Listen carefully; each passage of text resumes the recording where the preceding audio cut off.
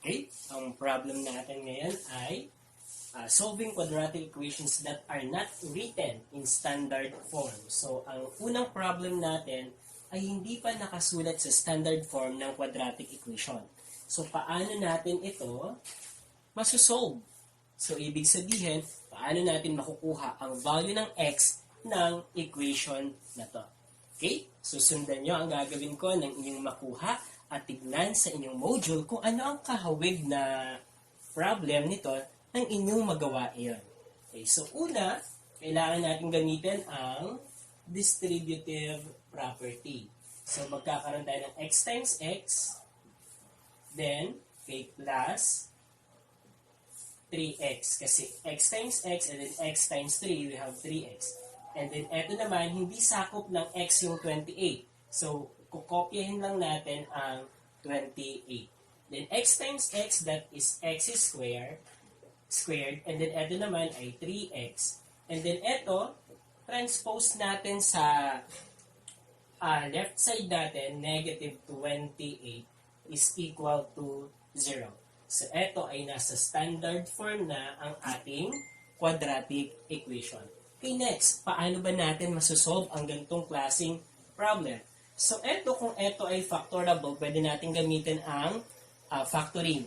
Pero may mga quadratic equation tayo na hindi kayang isolve ng factoring. Yung mga not factorable na trinomial na nasa left side. So, ang makakapag-solve ng kahit na anong klaseng quadratic equation ay ang quadratic formula. So, pwede natin gamitin ang quadratic formula. Okay? Ang quadratic formula natin ay x is equal to negative b plus or minus the square root of b squared minus 4ac, which is the discriminant, all over 2a. So, dito, identify natin ang a. Ang a natin ay 1. Kapag walang number na katabi ng x squared, ibig sabihin meron tayong 1 dyan. So, we have 1 here. Ang b naman natin ay 3. Ito yung katabi ng linear, numerical coefficient ng linear term natin. Katabi ng x or ng variable x natin. And then, ang c natin ay yung constant term. So, this is negative 28. Ayan. Okay? Then, after that, gamitin natin, isubstitute natin dito sa quadratic formula. So, we have x is equal to negative. Ang b natin ay 3. Okay, plus or minus the square root of, ang b natin ay 3. So, then may square tayo. Minus 4. Ang a natin ay 1. At ang c natin ay negative 28. All over 2. Ang a naman natin ay 1. Okay, so we now have this. Then after substituting,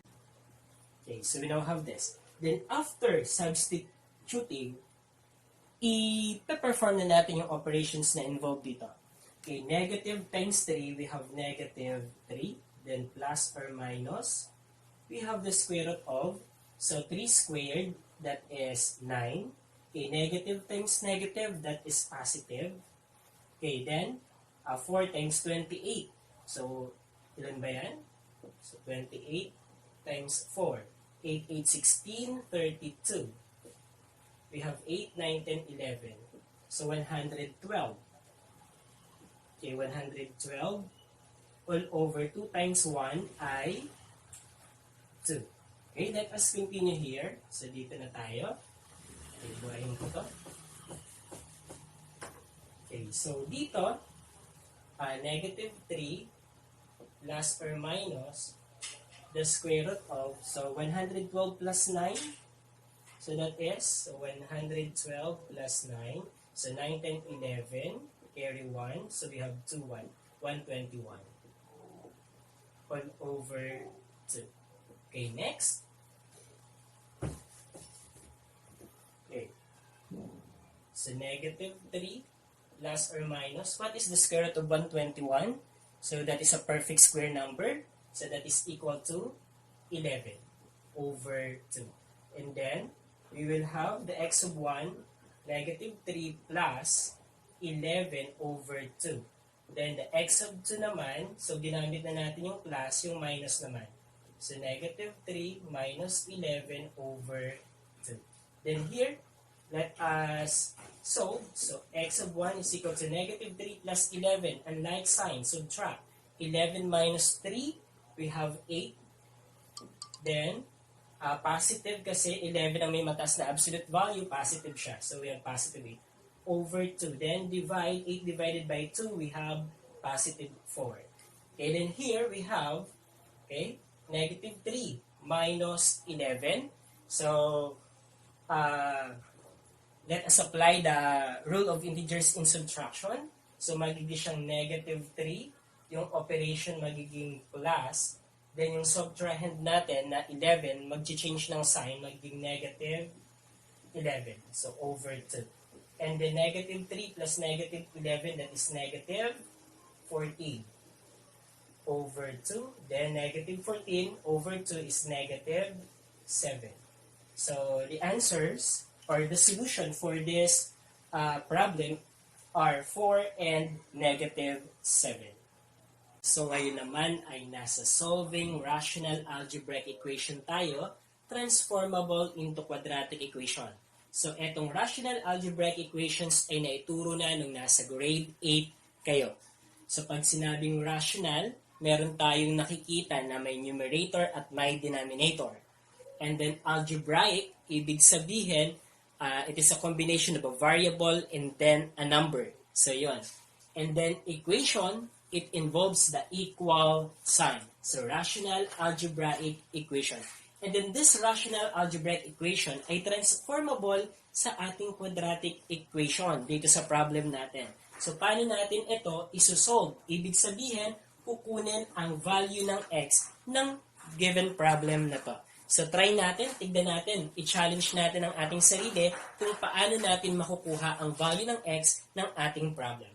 Okay, so una, okay, nakikita natin na meron tayong 4 at 2. So pwede nating i-combine iyon, pwede rin naman na hindi muna. So i-combine natin. So eto, i-transpose natin sa kabila. So, magiging 4 minus 2. Magiging negative 2 yan kasi tumawid ng equal sign. And then here we have plus 2 over x plus 2 is equal to, eto wala na. So, negative 3 over x plus 1. Okay, so we have this one. Then, 4 minus 2, we have 2. Plus 2 over x plus 2 is equal to negative negative 3 over x plus 1. Para hindi rin tayo ma-confuse, pwede natin ito i-transpose natin sa kabila. So, transpose natin to sa kabila para maging positive. Para wala tayong problema mamaya. So, plus 3 over x plus 1 is equal to 0. So, we now have that one. Okay, ngayon, may mga denominator tayo na x plus 2 saka x plus 1. Kailangan nating mawala yan. So, kailangan natin itong ma-transform sa quadratic equation natin para ma-solve natin itong problem na to. So, kukunin natin ang LCD. Paano nga ba magkuha ng LCD? Balikan natin yung elementary years. Let's say we have 1/2 plus 1/3. So, etong 3 ay hindi naman divisible by 2. So, kung hindi siya divisible, ang ginagawa lang ay minumultiply yung denominators na yan. So, 2 times 3, 6. So, we have 6 as the LCD. Okay, paano siya gagawin dito? So, tanungin ang sarili. Ang x plus 2 ba ay divisible by x plus 1?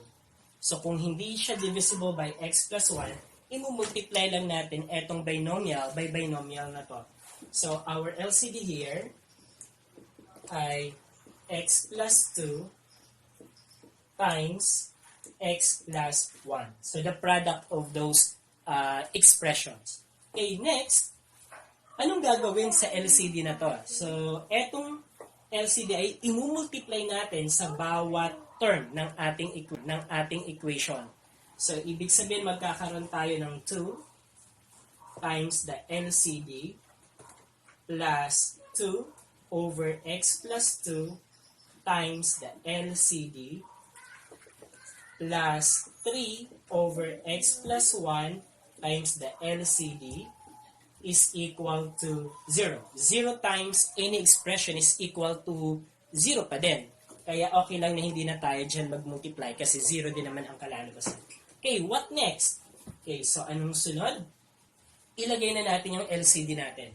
So we have 2. Ang LCD natin ay x plus 2 times x plus 1. Okay, plus 2 over x plus 2 times ang LCD natin ay x plus 2 times x plus 1. Okay, plus, ito naman, so 3 over x plus 1 times ang LCD natin na x plus 2 times x plus 1 is equal to 0. So, yan. Okay, next, anong sunod na gagawin natin? So, medyo kukulangin ang ating whiteboard. So, kailangan ko magbura ng mga ano dito. Okay? So, kukunin na natin yung product nito. So, burahin, alin bang buburahin ko? So, this one na lang siguro.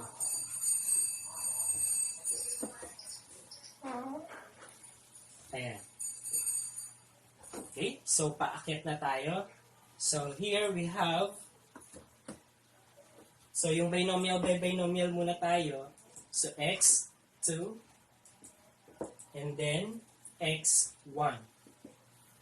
Okay, so multiply natin. X times x squared. X times 2, we have 2x. X times 1, that is 1x. So, pwede mong ilagay. Pwede rin namang hindi na yung 1. 2 times 1 is 2. And then dito we have, ito na ang kukunin natin. So, x squared. Plus ito, i-add kasi like terms sila, that is 3x, and then plus 2. And then, meron tayong 2 pa na multiplier dito. So, times 2. So, distribute to x squared. We have 6x, then we have 4. So, eto na ang product ng ating first term. So, ilalagay ko dito. So, we have 2x squared plus 6x plus 4. Okay, next naman,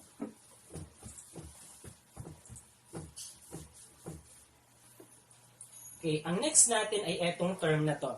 So, mapapansin natin na eto ay numerator, may denominator yan na 1. Always ang ating numerator may denominator na 1. Okay, so dito, ang x plus 2 divided by x plus 2 is equal to 1. So, magiging 1 na to. So, ibig sabihin, ang i-multiply na lang natin dito sa second term ng ating equation ay etong 2 saka x plus 1. So, 2 times x plus 1 over 1 na lang to. 1 times 1 times 1 is equal to 1. Okay, we have this one. So, 2 times x, that is 2x, then 2 times 1, that is 2. So, ito ang product ng ating second term. So, plus 2x plus 2. Next, third term tayo. Okay, we have plus. So, ang third term naman natin, ito may denominator na 1, ito may denominator na 1. Ang x plus 1 naman ang makakancel out denominator na 1, ito may denominator na 1. Ang x plus 1 naman ang makakancel out natin. So, that is the purpose kung bakit tayo nag-multiply ng LCD para mawala ang denominator natin. Ang i-multiply naman natin ngayon ay yung 3 sa x plus 2 over 1 times 1 times 1, 1. So, 3 times x ay 3x and then 3 times 2, that is 6. Okay, over 1. So, ibig sabihin, ang product ng ating third term sa equation natin ay 3x plus 6 is equal to 0. Okay, so meron na tayo nito. Ano nang sunod na gagawin? We will now combine the like terms. Okay, like terms natin. Okay, eto wala namang ka-like terms, just copy. Okay, we have 6x, 2x, 3x. 6, 7, 8, 9, 10, 11. So we have plus 11x. Okay, next we have 4. So eto. And then 2. And then 6. So 4 plus 2, 6 plus 6, we have 12.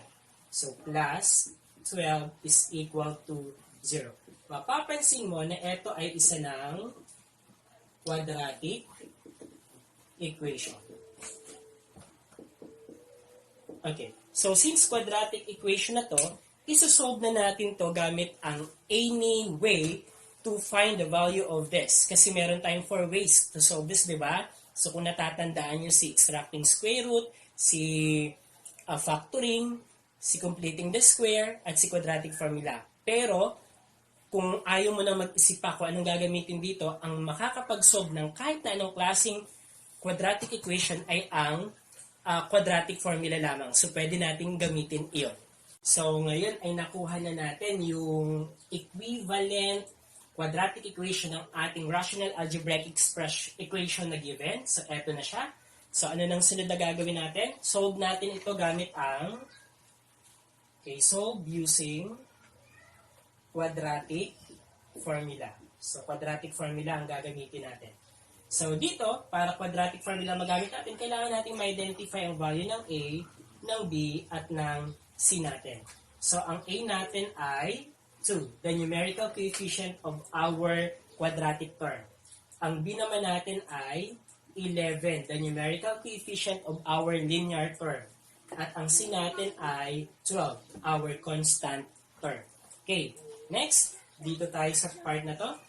Ang quadratic formula natin ay x is equal to negative b plus or minus the square root of the discriminant, and our discriminant is b squared minus 4ac all over 2a. So x is equal to negative a. After that, substitute na tayo. Ang b natin ay 11. So negative, and then ang b ay 11. Okay, plus or minus, we have, ang b ay 11, so 11 squared, minus 4. Ang a natin ay 2. And then, ang c natin ay 12.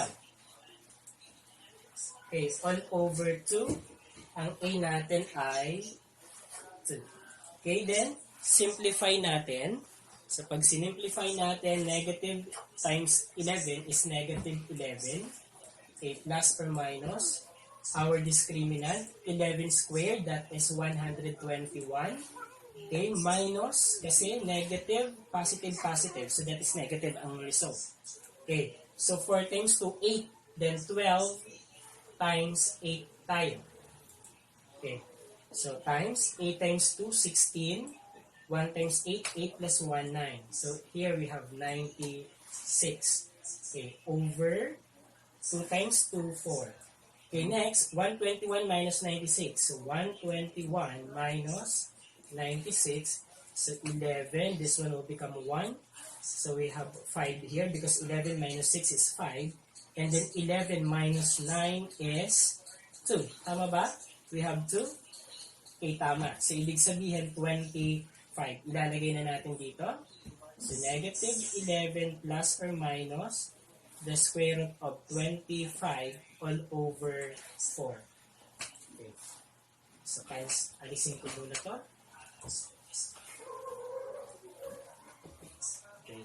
So, dito, so, eto na tayo. We have now negative 11 plus minus the square root of 25 ay 5.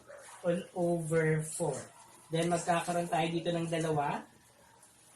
So, x is equal to negative 11 plus 5 over 4. Ang pangalawa naman ay negative 11 minus 5 over 4. Okay, then simplify natin.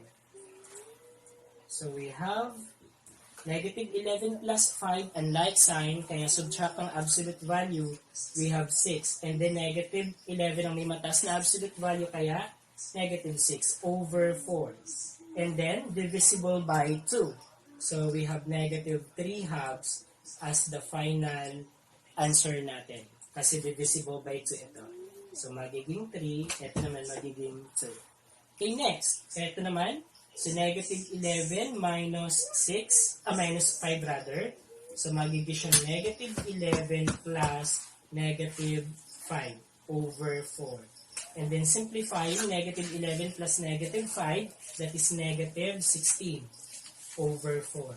And the negative 16 divided by 4 is negative 4. Okay, so the answer is negative 3 halves and then negative 4. Okay, what next? So dito, so nakuha na natin, buburahin ko na ulit ito.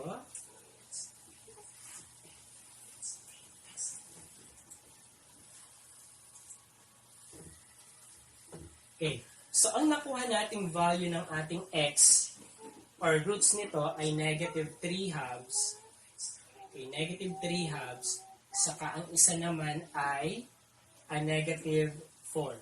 Okay, kapag mga rational algebraic equations, may mga denominator tayo na variable, kailangan nating i-check ang ating solution.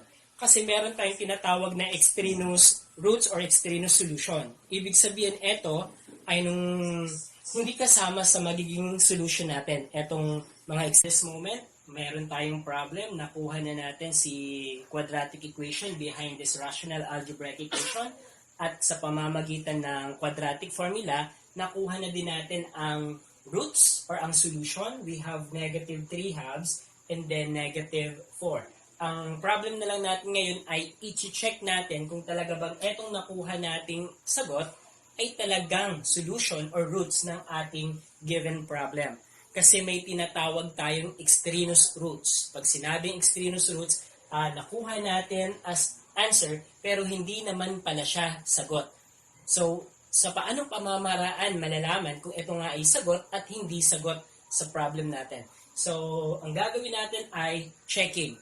So, isa-substitute natin ang bawat value na nakuha natin dito sa original equation at dapat maging true statement. Pag hindi true statement, yun yung, ibig sabihin ay posibleng yun yung extraneous roots natin. Or baka may mali sa computation natin. Kaya i-recheck natin. Okay, tignan natin.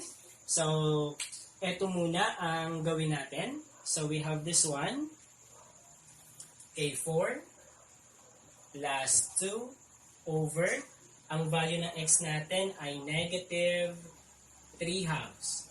Okay, plus 2 is equal to 2 minus 3 over ang x natin ay negative 3 halves plus 1.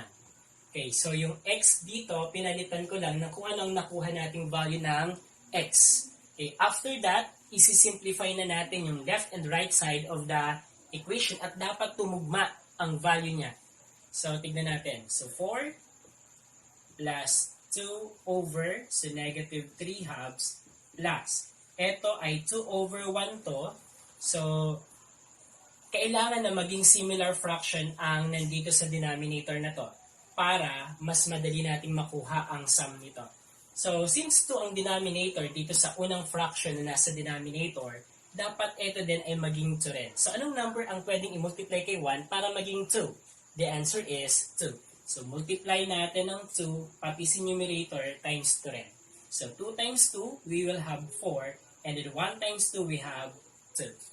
Okay, next. So, 2 minus 3 over, so dito naman, negative 3 halves, plus, okay, 1. Ang 1 natin, so 1, okay, ang 1 natin, so 1 over 1 yan. Anong number ang i-multiply natin kay 1 para maging 2? Ito. So, we need to multiply it by 2. So, times 2, then times 2 rin doon. So, 1 times 2 is 2. 1 times 2 is 2. So, yung 1 na yun ay pwedeng gawing 2 over 2. Bakit 2 over 2? Para maging the same ang denominator doon sa unang fraction.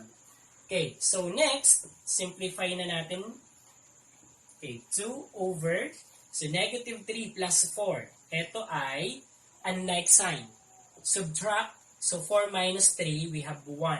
Alin ang may mataas na absolute value? We have positive 4, kaya positive 1 ito. And then, copy the denominator, which is 2. Okay, dito naman sa kabila, 2 minus 3 over, so negative 3 plus 2. Unlike sign, subtract. So, 3 minus 2, 1. Then, mas mataas ang absolute value ni negative 3. Negative siya, kaya negative 1. And then, over 2. Okay, next tayo. So, 4 plus. So, ito ay division of fraction. So, pag nagdi-divide tayo, kino-convert siya sa multiplication. So, yung numerator na 2, mumultiply yan ng reciprocal ng denominator. So, reciprocal, babalik na rin lang ang 1/2. So, magiging siyang 2 over 1. Okay, dito naman, so 2 minus. So, okay, dito naman, so 2 minus. So, we have 3. So, 3 ito. Then, times the reciprocal of this one. So, 1/2, that is 2 over 1. Kaso may negative tayo. Yung negative na yan, pwedeng ilagay natin kay 1, kay 2, or sa gitna. So, basta dapat ay may negative siya.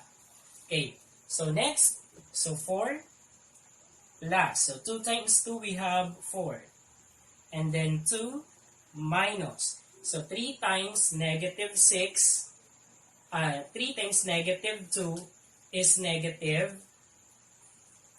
Okay, negative 6. Okay, ito ay 8. And then, ito naman, 2 minus negative 6 magiging plus. So, change the sign of the subtrahend, then proceed to addition. So, magiging plus iyon. And then, magiging 2 plus 6. So, 2 plus 6 is 8. So, ibig sabihin, ang negative 3/2 ay solution. Hindi siya extraneous roots. Okay. Question dito? Wala. Okay, next naman ay kay negative 4 tayo.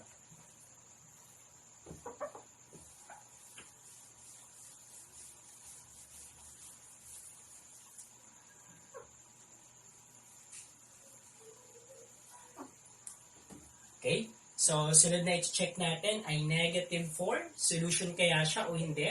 So, ang x natin ay negative 4. So, plus 2. And then, dito naman sa kabila. So, ang x ay negative 4 plus 1. So, we substituted now the second value of x. Then, simplify. So, 4 plus 2 over negative 4 plus 2. Unlike sign, subtract. So, 4 minus 2 is 2. Then, negative 4 is the number with higher absolute value. Kaya ito ay negative. Then, dito naman, 2 minus 3 over negative 4 plus 1. Magkaiba pa rin ang sign. Kaya, subtract tayo ng absolute value niya. So, 4 minus 1 is 3. And then, alin ang may mataas na absolute value? Negative 4. So, therefore, negative dapat ito. Okay? Next, so 4 plus, so 4 divided by 2 divided by negative 2, the answer is negative 1. Okay, next, dito naman, 2 minus 3 divided by negative 3, that is negative 1 din. Okay, so eto, so 4 plus negative 1, unlike sign, subtract, we have 3, then 4 is the number with higher absolute value. Positive yan, kaya positive ito. Dito naman, we have 2 minus negative 1. So, subtraction of integers, change the sign of the subtrahend, then proceed to addition. So, magiging na siyang 2 plus positive 1. So, 2 plus 1 is equal to 3. So, since ito ay true statement din, okay, so since true statement ito, ibig sabihin ang negative 4 ay solution din. Ibig sabihin, dito sa problem natin, wala tayong tinatawag na extraneous